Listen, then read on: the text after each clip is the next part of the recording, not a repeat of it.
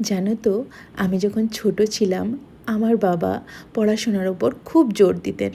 বাবা বলতেন যে মেয়ে হয়ে জন্মেছিস যখন অনেক পড়াশোনা করতে হবে, নিজের পায়ে দাঁড়াতে হবে, কারণ মেয়েদের জীবনে অনেক প্রতিকূলতা, অনেক বাধা বিপত্তি, সেগুলোকে কাটিয়ে বেরোতে গেলে নিজের পায়ে দাঁড়িয়ে নিজের ইনকাম করাটা কিন্তু খুব জরুরি। তো সেই মতো আমি পড়াশোনাও করতাম, কিন্তু আমার কিছু আত্মীয়স্বজন আমার বাবাকে টিজ করে এটা বলতো যে পড়াশোনা করিয়ে কি হবে, সেই তো রান্না করতে হবে, হাতা খুন্তি ধরতে হবে, কারণ মেয়ে হয়ে জন্মেছে। আচ্ছা বলুন তো, রান্না করার মধ্যে কোনো অপরাধ আছে কি? আমার মনে হয় অনেকগুলো ভালো কাজের মধ্যে এই রান্না করাও একটা বিশেষ আর্ট।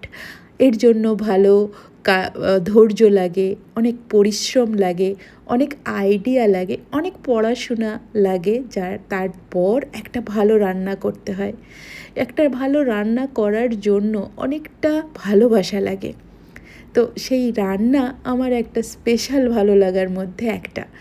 রান্না করা, নিজের চাকরি করা, আমার মেয়ের সমস্ত দায় দায়িত্ব সামলানো, সব মিলিয়ে সব কিছু হওয়ার পরেও আমার কিন্তু এই রান্নাটা একটা বিশেষ ভালো লাগা।